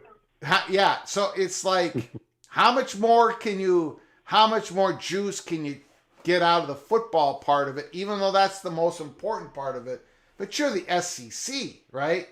So that all started making like, yeah. And then we talked to a money perch close to Kansas, not Kansas. And they're saying, it's Kansas 20, Kansas 20. If the SEC goes to 20, it's Kansas 20. And then we mentioned, what about the North Carolina State? And they didn't even really even have an idea what I was talking about. So we dropped that part of it, But, yeah. Yeah, not everyone's really going to be talking about that. That's very new. Like, that's top level stuff. You and I are talking about it, but so. The majority of people are not really on to what the North Carolina Board of Governors is doing. Yeah. But, so. Could be. This basketball thing is gonna. Basketball is easy. Like, basketball is a lot easier to get in, and we're seeing the amount of money is going up from the tournaments, and it's so much easier to get in there and change your stars, so to speak. Like, if you're at Arkansas and you're thinking, how much is it going to cost for us to get our football team up to the top level of competition in this conference, where we can, boost your sales, boost your ticket sales, boost your merch sales, do all these things that come along with that. Because, media money is only a quarter of the whole pie. I mean, there's all this other stuff you start to get when you're successful. Yeah. But if for $5 million, they're jumping in on basketball, probably get success and start to build to where now maybe they can build up to then go towards football. It's an interesting strategy. And if more schools than just Arkansas are looking to do it in the SEC, then I get why this would be the move for sure. Yeah. Kansas is not just saying this for all the listeners out there, but Kansas is the number one brand in basketball. Yeah. And I don't even know if that's really arguable. They just are. They have the history. They have all the titles, and they have that money. You know, if you go to a Big 12 basketball tournament, they spend the money. Yeah, I mean, that's where their money's going. Yep. That's important. So, the demographics I think is so important in all this. Go ahead, sir. No, I think you're right, and I think this is real. And it wasn't that long ago that would have been like, oh, come on. Yeah. So but kind of had my eyes open to it, and with Missouri, and they're investing in their stadiums. Like I said, you don't need Kansas to be a big time winner in football. You just, you want them to be 500, 600, make some good competition. Yeah. But you want that game between them and Missouri to be a big deal, because that's probably going to be the one that you put on if you have to, at least put them on twice on the networks. You're probably going to put that game on. So having that be 100% guaranteed to be in a brand new, built for TV stadium with all the right camera angles and all the sound retention, it looks to me like those two schools are in it to, make that into something if this is happening. So, appreciate you bringing that to us. I'm going to get off here so the next person can get on. Just beautiful. Wanted to bring up those couple of points, man. Have yourself a good night. Yeah, you too. Thank you, Mr. Hot Guy.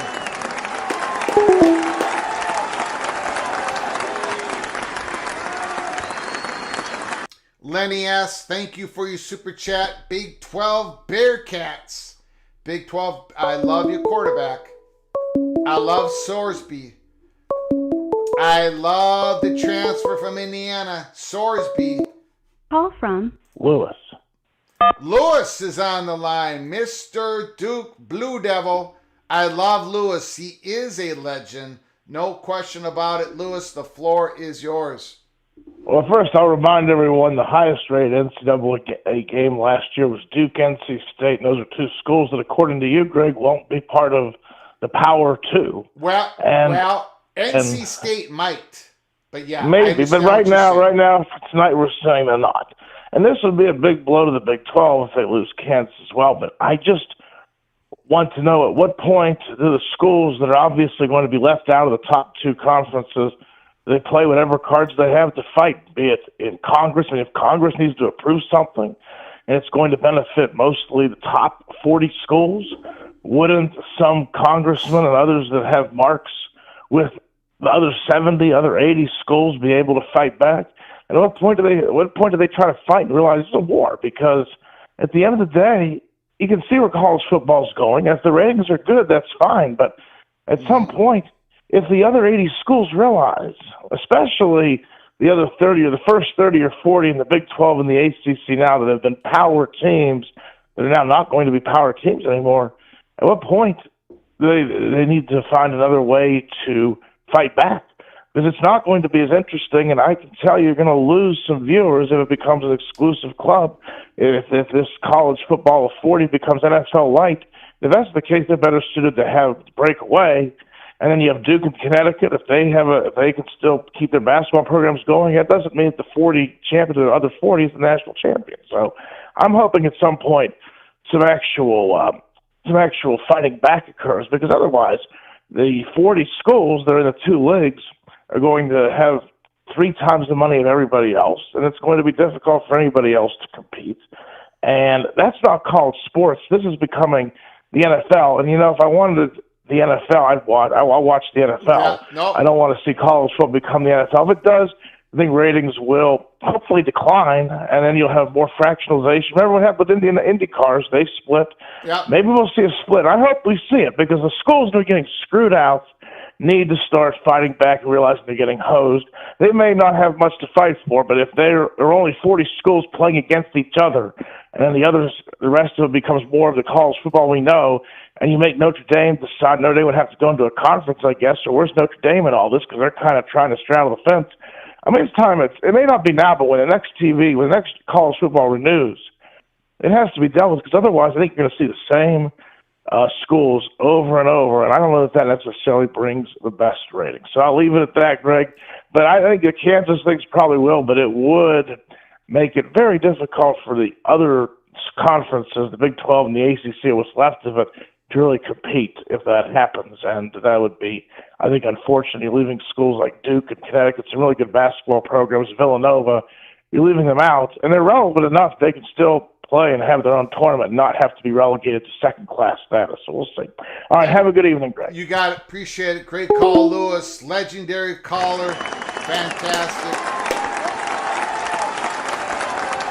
Well, you know, a lot of these big blue brand basketball programs, they're going to be using that salary cap, a large percentage of that salary cap, into their basketball recruiting, coaching, the whole thing, right? Facilities. So, you know, some of those, just like now, those basketball programs, some, you know, they do great in the tournament. UConn, obviously, right? The best example. So in whatever, again, you know, how much, no question about it though. Lewis is correct on a lot of things. There's going to be sports eliminated, even with the big athletic departments. Yeah. Now, one aspect to this that is beneficial for the athletic departments that will not have the revenue is that if the players sign the contract, binding contracts, which is supposed to be part of all this, then you're not gonna have all this poaching of your players. You can't, because they're under contract. Like right now, I mean, we all have examples of it. We get a middling school within a particular sport recruits a player out of high school that a lot of other people overlooked, and he's fantastic. And then bam, the next year he's gone. Right? He's gone to a bigger program, and it was like that program did not know the guy even existed the year before. But now they got him. Well, with the binding contracts, you're going to have this player for 2, 3, maybe all 4 years, depending on what you negotiated with the recruit. So, you know, it's hard to compete now. I mean, if you're not one of the top 12 brand schools in basketball or football, it's hard to crack in there. It's hard to compete. It's hard to win a national championship. Maybe now more than ever, because now with unlimited portal, with unlimited NIL pursuing of poaching of other people, of other players and other teams, with the binding contracts, at least gives some measure of stability to those who maybe get on a good recruiting run in football or whatever. And I don't know. I'm just trying to play a little bit devil's advocate, but Lewis is absolutely correct. Scott Andrews, thank you so much for your super chat. I appreciate your generosity, helping us keep the lights on. Is your Mark aware of the Kansas interest? And if so, who would he look to replace them?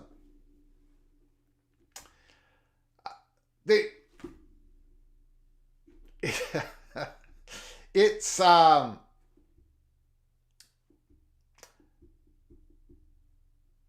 look, the Big 12 lost Oklahoma and Texas to the SEC. Everybody, the Big 12 just poached the Pac-12. The Big 12 could be eating at the ACC's table within the next 2 years. Call from Gary in Nebraska. Gary, can you hold on for one moment, please? Sure thing. Appreciate it.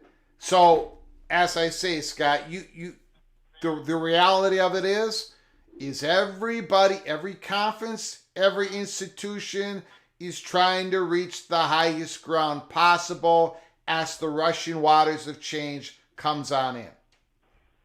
So your Mark is aware of the value of Kansas. Your Mark is aware above everybody else, before everybody else, the increased value that we're about to see in basketball. People really truly believe this. And your mark is pushing it, but somebody else realized it as well. It's Greg Sankey. So we'll see. Again, the SEC may not go to 20. Maybe they don't have that. They don't find the incentive to go to 20. Maybe the media market is too tight at the time. Everything in life is timing. Maybe they don't go to 20. But if they go to 20, all bets are off now, because Kansas will be one of the candidates for SEC 20. And I'm not going to go down the rabbit hole of replacement or whatever. But I appreciate the question. I appreciate the super chat, Scott Andrews. Thank you so very much. Gary, Mr. Nebraska Cornhusker. I love Dylan Raiola. I love him so much. I got Nebraska going 8-4 this year as a true freshman. Holy smokes. Well, I just wish I don't think so. I looked at the schedule. I don't think we play Minnesota this year. What does that mean? So we finally get a quarterback. Finally get a quarterback that might be able to beat you. We don't play you. Oh, yeah. Well, yeah, but you do have a schedule that you can go 8-4. Yeah, I think, yeah. The only reason I've heard some people are even talking 10-2. Okay, see, but that's the red Kool-Aid of Lincoln talking. Yeah. I can't have you go 10. I don't see that, because one, you do have a true freshman quarterback, although he's unbelievable. But he's good. You do have an offensive line. Your offensive line has a lot of guys who played a lot of snaps, but I'm not a believer of your offensive line. So I'm going to stick with 8-4. I think it's going to take the biggest question we have is how the young guys that are coming in can fill in the blanks that hasn't been done over the past. Yeah. The young guys have got to fill in. Yeah. Because the first stringer isn't as good as they should be, but if the young ones can start taking over and pushing them out. Your wide receiver room is going to be pretty interesting this year. Yeah, that's loaded. Yeah. That's loaded. Yeah. But we'll find out. Yeah. I'll take 8-4. Yeah. So well, anyway, my question is, I know you don't do a lot of basketball, but the Omaha is big on Creighton, and that's a Big East school. Yeah. What if the Big Ten and the SEC decides to really crank up basketball like they do football and start doing the same thing, and they work it together again? What are going to happen to teams like in the Big East Conference that don't play football? What's going to happen with them? Yeah, you take teams like Marquette, you take teams like Creighton, that's got all these powers, but just basketball alone, I don't think it's going to cut the bill. Now, if they make a profit, are they going to have to fork this type of money over too because they don't play football? They're gonna whatever money they do have is gonna be spent on basketball, right? That's right. So Marquette's got some money. These private universities, they're You think? Well, I'm just saying. You think it's possible, just possible, that say like the Big Ten and say, Big East could say, hey, let's go together for basketball only. You mean the Big Ten takes in the Big East for like? Yeah, just for basketball and regular sports break off. You don't think so? The Big Ten is not big on conference affiliates. Like, okay, so they got Johns Hopkins for lacrosse. Yeah. And they got Notre Dame for hockey. They were in talks. With North Dakota in 2017 and 2019 for Big Ten hockey. But when COVID hit, the Big Ten said, we cannot, we need, even when it comes to affiliate schools for affiliate sports, we need them to be like-minded. just in case. So I don't think they'll be interested in any. I just kind of hate to see, I'm not a big Creighton fan, yeah. but, they've done a lot of work to get a good team, and I just hate to see, like Marquette, they're a good team, it's got money, there's teams in there, and, you kind of I hate to see them get faded away when this thing starts rolling. Yeah, I think they'll be fine.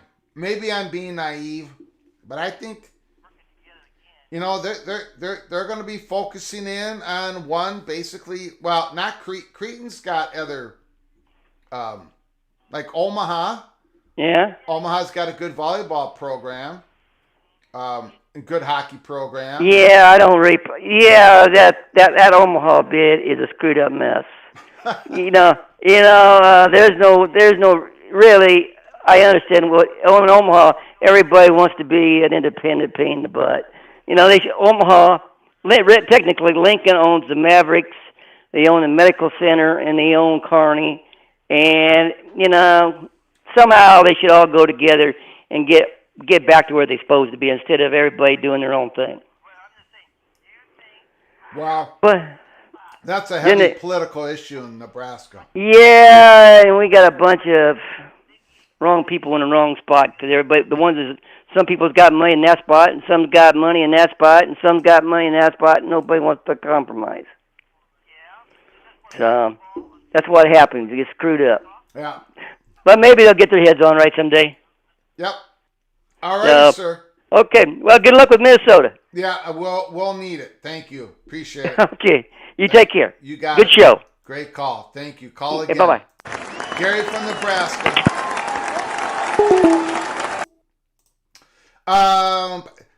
LV Seminole, thank you for becoming a new member of our channel. I do appreciate it. I appreciate your generosity. LV Seminole, hold on. Call from John Grove. Mr. Grove, can you hold on for one moment? Yes, of course. I do appreciate it. LV Seminole, thank you for becoming a member of our channel. Early P Cloak and Dagger member. You are hereby knighted, Cloak and Dagger. Thank you so much. That means you can go watch our membership-only Cloak and Dagger episodes where we drop a little bit of Cloak and Dagger info once in a while before we come on live. Thank you, LV Seminole. Rock and Rant, Mr. Hurricane. The Big Ten and the SEC will have senators in at least 26 states. Other 70-plus schools shouldn't count on progress to put laws against their flagships to save them. Thank you for the super chat, Rock and Rant, but I'm going to flip that around. I don't think the Big Ten and the SEC should be counting on Congress to save them. I don't know about this codification. I don't know if they're going to be able to get together and create this special carve-out. I believe they should get hammering on a collective bargaining agreement with representatives of the student athletes right now. Do not rely on Congress in an election year, out of an election year. I think they might be making a mistake, but we shall see. We'll find out. But thank you, Mr. Hurricane, for your super chat, for your continued friendship and generosity. Thank you so very much. I'm sorry, caller. What was your name again? Grove? Yeah, John Grove. Well, John Kansas Grove. State This fan, is John Grove. I was going to keep it disclosed because there's so many Kansas fans in the chat that are heavily obnoxious tonight. Anyways, John Grove, the floor is yours. I was also going to try and join the early peak, but I missed the timing with everybody getting the payment there. It was a little bit early on in the show, but I digress. So now we're getting to the point in which the SEC adds Missouri and Texas A&M back in 2011. All right, no big deal. You still have Texas and Oklahoma as pretty much your top bell cows. Yeah. Then you lose Texas and Oklahoma to the SEC, and now you pretty much lose Kansas, who is right now the basketball brand of all basketball brands in the Big 12, and possibly overall in college basketball. I mean, at some point, and this is just a little bit of K-State bias to me, but at what point the schools like K-State, Oklahoma State, and Iowa State say, "Oh, okay, enough is enough. All right, this is it's starting to get extremely annoying that the Big 12 it's been kind of a situation that the Pac-12 has in. They've been so arrogant in terms of who they want to add and who they don't want to add. And back in August, the talks of UConn possibly joining the Big 12 was there. I mean, like the smoke was there, and enhancing the basketball brand. I mean, it was talked about in several meetings, but the Big 12 presidents, they were saying no. I mean, there was no benefit to adding UConn whatsoever. I was like, dude, UConn brings a huge opportunity. Brett Yormark emphasized what basketball is going to become. It's going to be a cash grab for that matter. Yeah. So, I mean, the Big 12 presidents missed on that, and now the SEC is starting to catch up on that, and knowing how much they're able to make based on TV revenue, they could easily poach several schools, especially within the Big 12 in Kansas or an ACC school like North Carolina. I mean, it's just starting to become extremely frustrating to the point where, I mean, even the leadership of the Big 12 has just not done wonders for K-State at this point. I mean, they decide to not continue Farmageddon after the next 3 years. It's actually getting to the point where I'm actually trying to vouch for K-State to try and do something and get out of Yormark's ass at some point. Pardon the French. First of all, you know, it was the Big 12 presidents that put the cold water on UConn, not Brett Yormark. Exactly. Well, right. So sometimes hurting presidents that build consensus is like hurting cats. It's very difficult. Now, okay, number one. Number two, Kansas to the SEC hasn't happened, right? We're far away from it. It's not imminent. It's not imminent. It's not guaranteed. But they're on the table.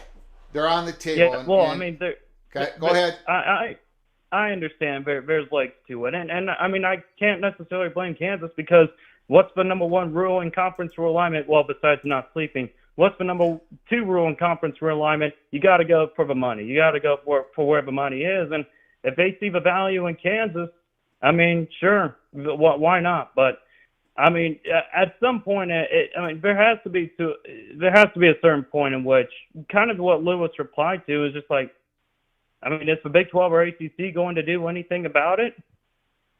I mean, because I mean, they've been completely lukewarm about the situation. The ACC's having to battle Florida State and Clemson in the courts, and it just looks as if the Big 12 is not doing anything to be proactive right now.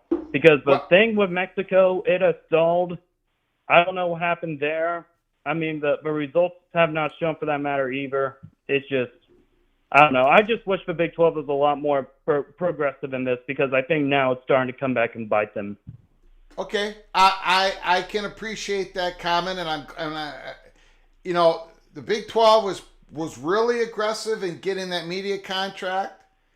Real aggressive in poaching the Pac-12. Could not have been more aggressive.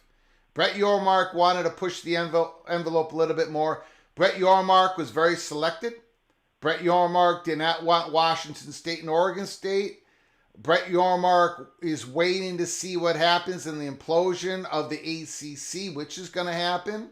They're going to see if they can eat at the ACC's table, but it's going to have to take the SEC and the Big Ten to crack that first. So I think he's being aggressive. I don't think, in fact, I'll just say it, I don't think how the Big 12 is currently set up is going to be how it's set up 4 years from now. I think there's going to be a couple of value add-ons with or without Kansas. So, I don't know. Now, I got one more question, and then I'll let you go because I'm sure you got a lot of callers as well. But kind of going back to what the Nebraska fan was mentioning as well, with potentially the Big Ten and the Big East merging possibly there. You didn't quite see it. I don't personally see that happening. But Yormark's mentioned, like, if they decouple the media contracts for football and basketball, if Kansas does happen to leave for the SEC, does that then push more of an emphasis on the Big 12 possibly going after more Big East teams and more basketball-only members, like a Villanova or Creighton? Because if they're able to decouple the basketball media contract, then it becomes a lot more possible, and you can bring Gonzaga in there. And I don't know how that's all works out, but I think that's more of a possibility now that we're looking at this potential scenario going down. In theory, that makes sense. Has it come across my desk? No, but in theory, that is logical. Yes. Gotcha. All righty. Well, I'll let you go. Great call, just for a Mr. reminder Grove. for the Kansas fans, 15 straight. We own you. You're going to lose in Manhattan again. Have a good night, Greg. Okay. Thank you.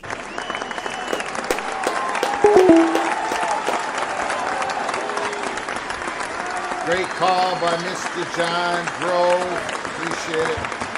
Great call by Mr. John Grove.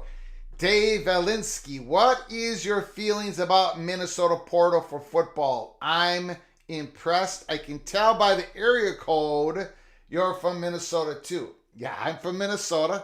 I am the fat guy from Minnesota. What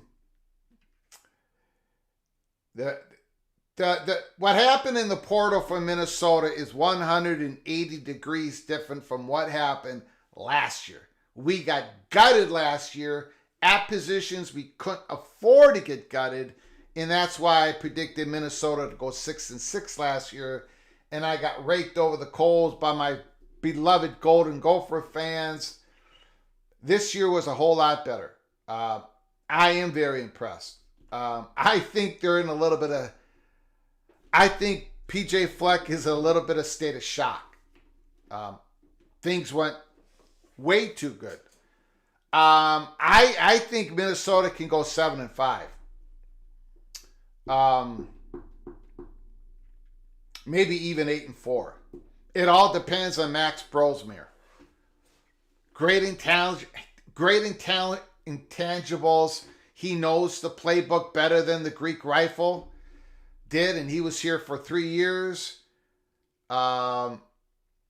The wide receiver room is weak, but then again, we got that portal, the kid from Georgia. Hopefully he can get about 20 catches his first year with the Gophers.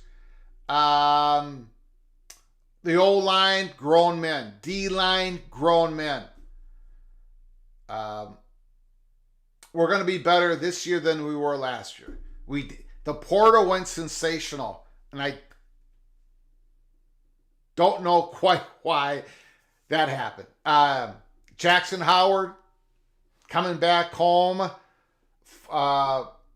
Mr. Cooper alumnus like myself from LSU. Big time portal pickup. Yeah, we shall see. It's going to be very exciting. More exciting than last year for me. Walking into 2023 is like walking into a funeral. I had no hope for the Gophers. This year, I do. Mr. Ryan Willie, the Eva Badger. Thank you, Dave, for your generosity. The Eva Badger likes low expectations, so we surprise everyone when they go 9-3. Tom Fornelli, CBS Sports, has Wisconsin 9th in his power rankings. Tyler Van Dyke, quarterback, or is it going to be that lock? We shall see, Ryan Willie. The Evil Badgers, Wisconsin. There's no more divisions. No more divisions. How does Wisconsin fare in no more divisions Big Ten? Thank you for the super chat, Mr. Ryan Willie Opie. This channel is so damn great. We talk everything college football, all things, other sports, and of course, UFO, submersive objects in the rough and rowdy Holy Smokes Theater. Sir, we still need Serve Pro and a host of others to help clean it. Thank you so much. Thank you so much for your incredible generosity, Opie. That will go right to the cleaners who clean up the Holy Smokes Theater that sits in the middle of Heisman City. Holy Smokes Theater is getting a lot of action. If you're new to the channel, please subscribe to the channel. and open up your notifications. We could be coming on tomorrow morning with breaking news. You don't know when we're coming on next. So you have to have your notifications turned on to college football's peak around the corner. Got to have your notifications turned on. And in this channel, we open up the Holy Smokes Theater. It's our way to describe the heavy drama that is going on in college football. And we put it in a theater-like environment so I can best describe to you, hopefully in an informative and entertaining manner, how we can give you information that doesn't burn sources. Anyways, you're just going to have to keep watching the show to see how it all works. But it does work, as crazy as it is. But the donations help us clean the theater. We have a matinee show going on. We have a primetime show going on. That's the ACC drama. The matinee is Pack 2 and Friends. You'll learn more about that later as you continue to watch our show, hopefully. Thank you, Opie, so much for your generosity. I do appreciate it. Opie again. Oh, boy. Also, there is a lot of cheese on the Holy Smokes floor. Is that your cheese, Greg Flugard? I got no problem with cheese. I'm okay with cheese. No problem. I understand my friends to the east of me, to the east of Minnesota, Wisconsin. They're big on cheese. Big dairy, fantastic. But cheese should be separate from meat. Use cheese on your bread. Use cheese on a dip. Grilled cheese sandwich is better than a ham and grilled cheese sandwich. I could go on and on and on and on. Opie's about to wind me up. Thank you so much.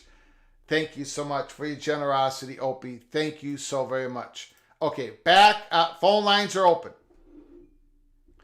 Phone lines are open. Greg, how about meat on pizza?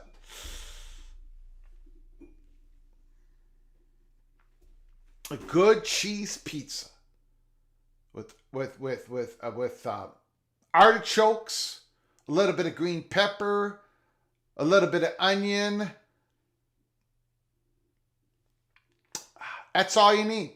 The meat, just nah. Somebody asked me the Philly. What are your thoughts about a Philly cheese steak sandwich? The worst sandwich ever created.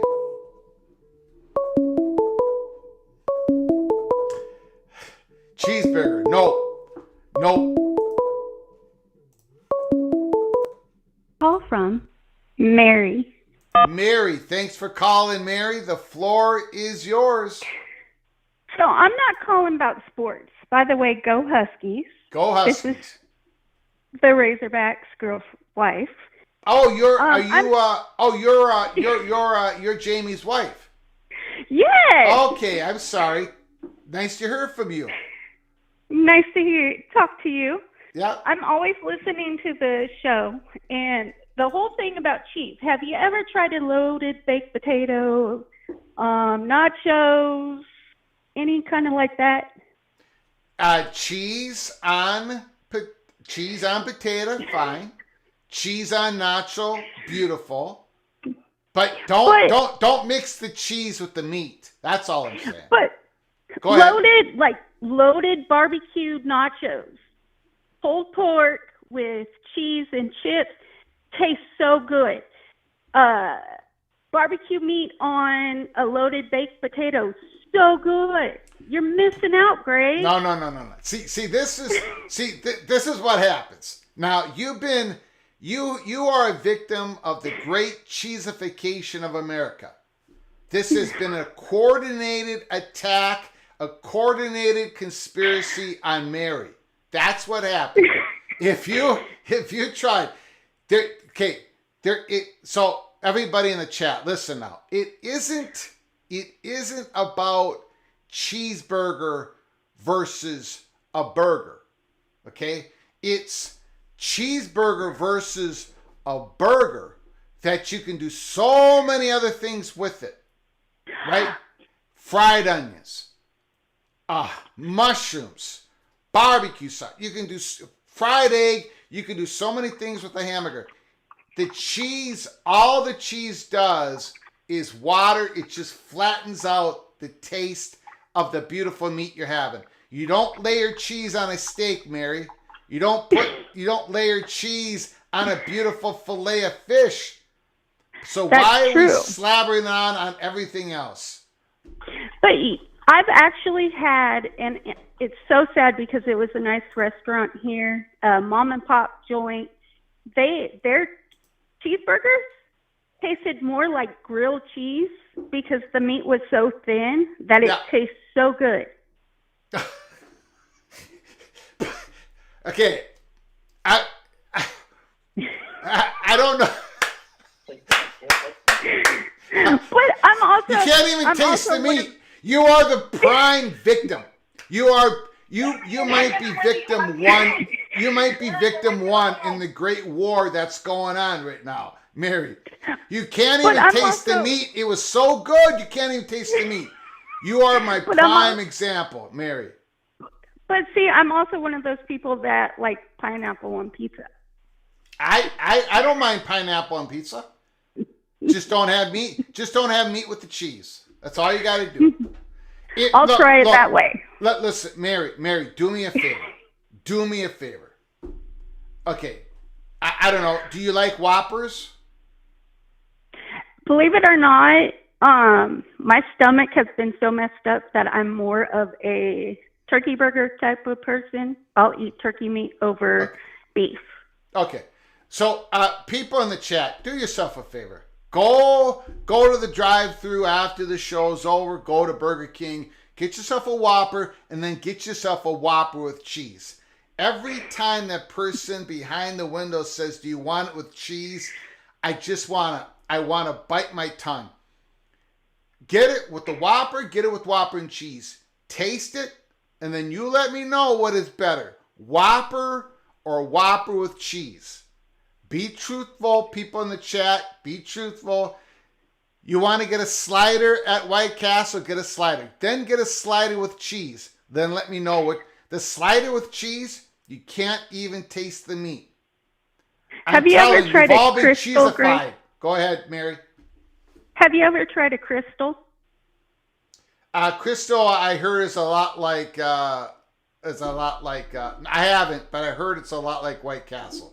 Right? So for me, Crystal, I have to have cheese on it, and I have to put mayonnaise and ketchup because they put mustard on it, and I really don't like mustard. Those are actually better that way than the normal way. Okay. All right. I do appreciate your call, Mary. Excellent call. Call again. Okay, don't be shy, even though I'm considering you victim number 1A of the great cheesification of America. That will always live in infamy. Whenever I come in and I comment stuff or do stuff like this, I know you guys talk about sports all the time, but sometimes you got to change the subject on a little bit of things. Yes, it was nice talking to you, Greg. You're absolutely correct. My wife agrees with Jamie's wife. Yes, that's absolutely correct. Thank you. Have a wonderful night. You too. Appreciate it. Bye-bye.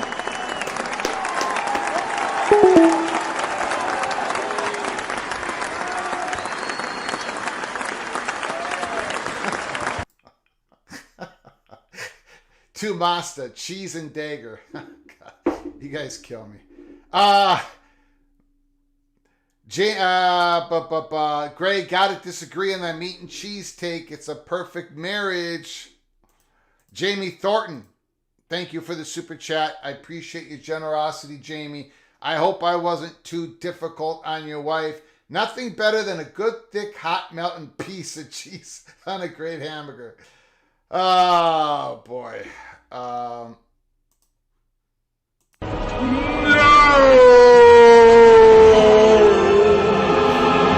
Thank you, Jamie, for your super chat. I do appreciate it.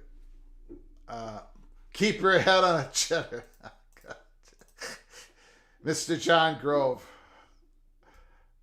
I don't know. Look, I don't expect there to be many converts right away. But once you all do a little experiment, make yourself a hamburger and put some other. There's a whole lot of things you can do with the hamburger, and then compare it to a cheeseburger. You see, cheese is before the burger. They even put the word cheese before the burger. That's all part of the conspiracy. All part of the conspiracy. Call from Suddenly Toast. Suddenly Toast, thanks for calling. The floor is yours. Also, thank you for becoming a member. Yeah, for sure. Thank you. First time listener, first time caller. Again, shout out to the Scoopmeister, Mike Vernon, for bringing a bunch of folks in. You got it. I appreciate it. Excuse me. So I'm calling from lovely Lawrence, Kansas. Yes. Rock Chalk Jayhawk territory. Yes. And so your insights has been really interesting and appreciated. I'm curious though, there's been a lot of, realignment talk, especially in Jayhawk country, more relative to the Big Ten in terms of expansion and realignment. And, the thing about, prestige and research universities, has been part of that conversation, which is why, I think like school like Stanford, was an easy target there. But I'm curious, like per your mentions here, you said a conference like the Big Ten really isn't interested in a school like Kansas, and I'm just curious what your thoughts are or what your hearings are on that kind of a thing.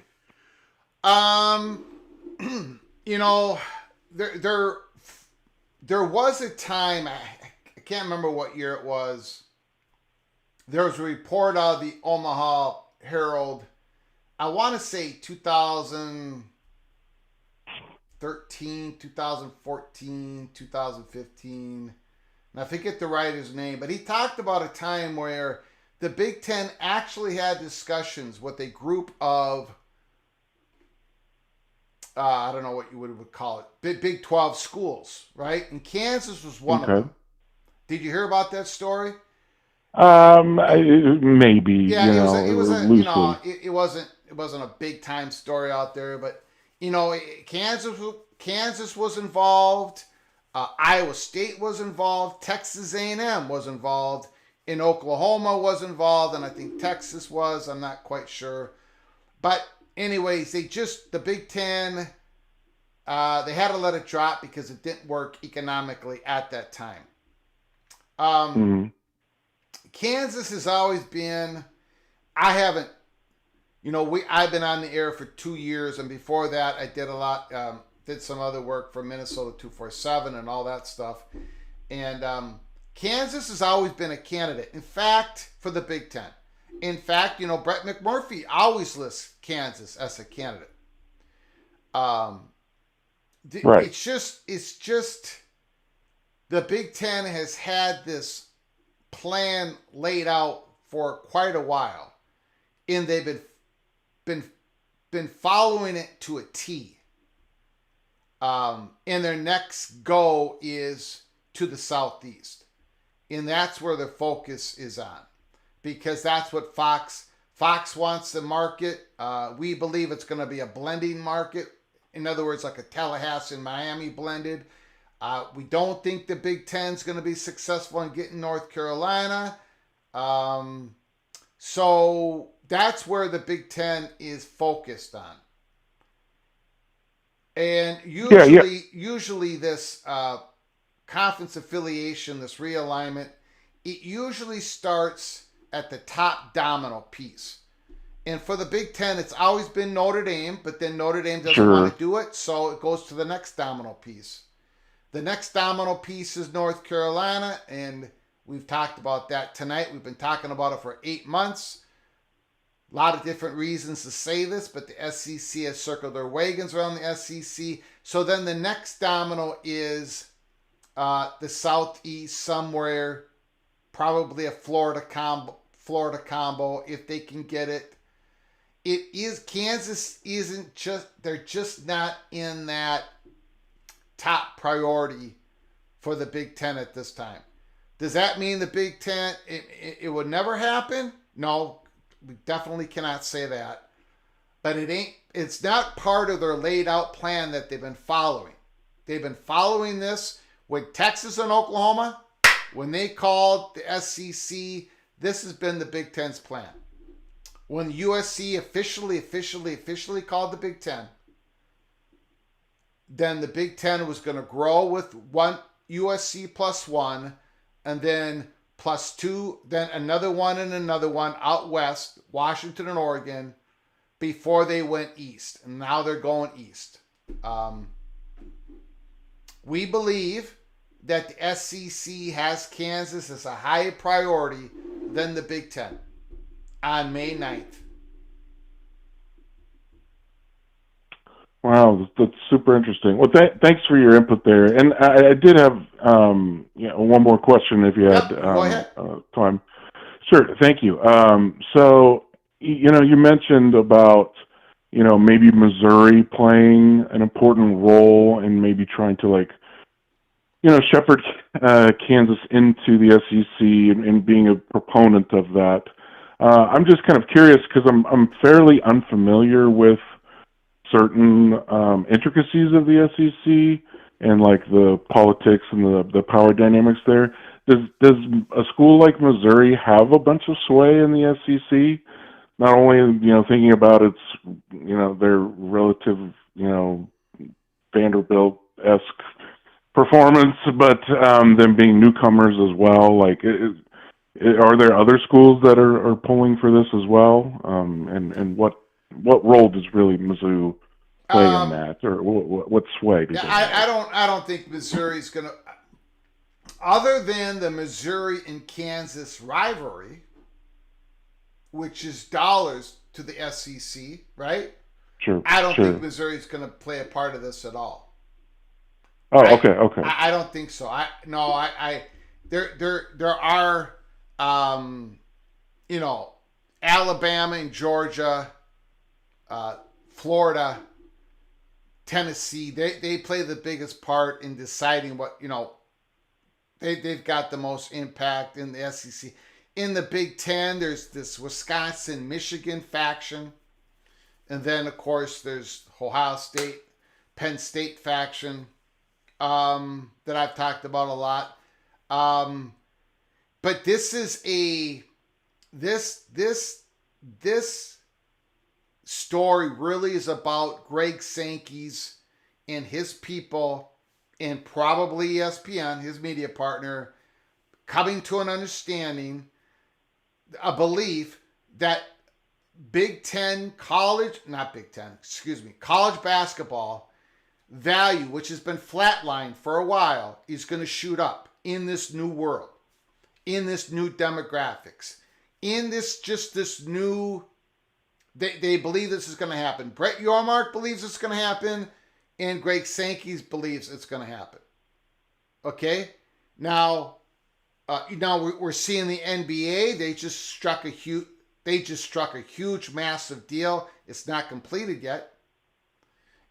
So basketball is going to take a leap forward, and a lot of those athletic departments in the SEC may still not invest in basketball, right? With that salary cap, with the percentage of money they're going to use in their athletic department, their salary cap, they're going to be football centric.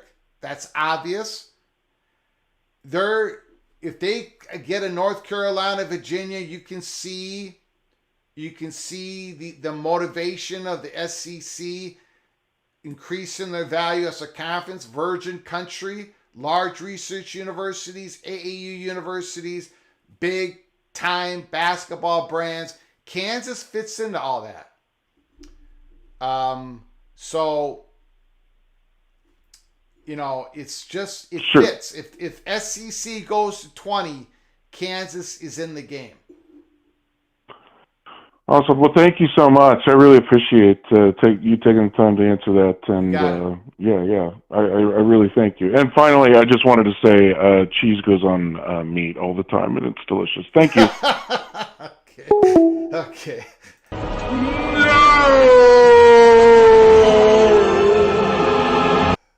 Great call. Excellent call. Thank you so very much. Besides that last statement, great call.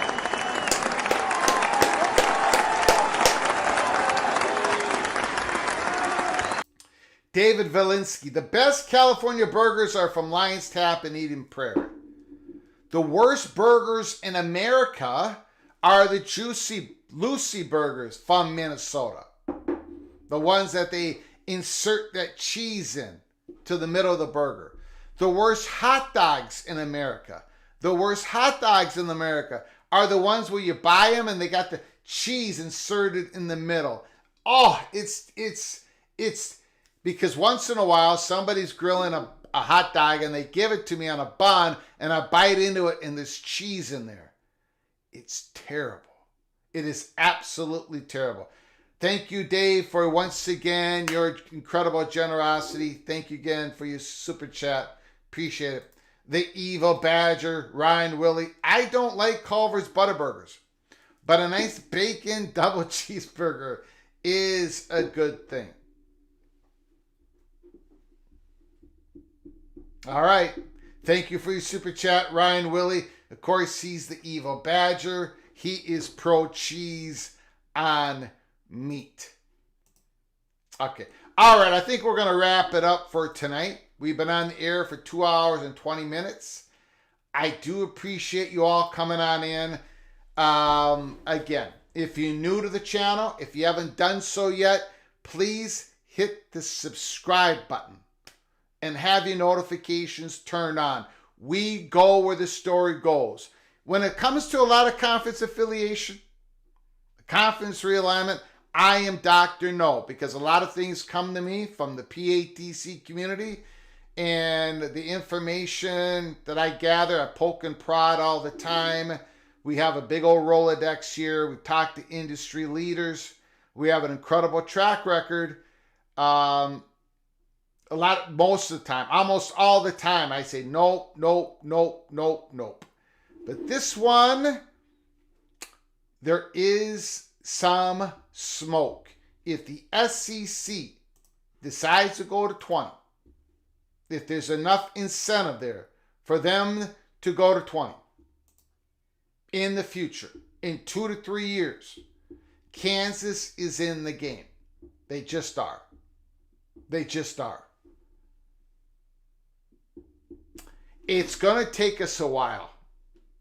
The reason why I started with the Ross Dellinger article, I just wanted to get people's marinating on that.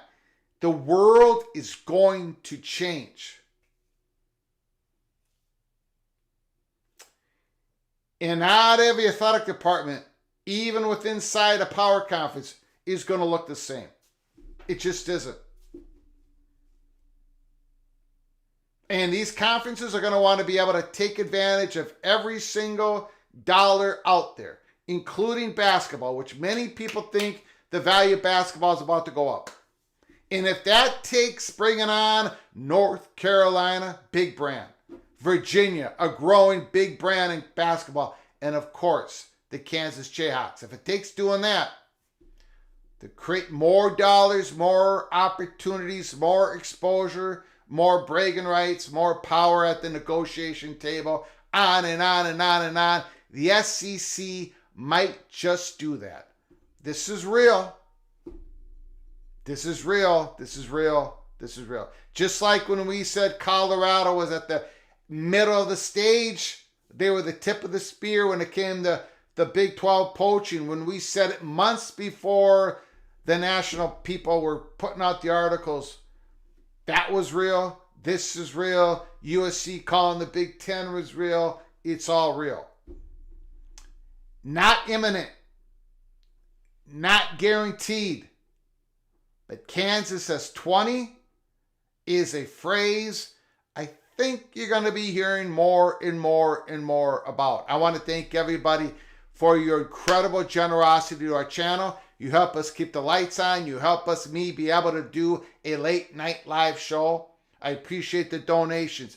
I appreciate the incredible comments in the comment section and the great phone calls once again. It's the phone calls that give energy, that it gives it a certain vibe to this live, to this college football show. And I appreciate the incredible phone calls. I appreciate people disagreeing with me, except for when it comes to cheese and meat.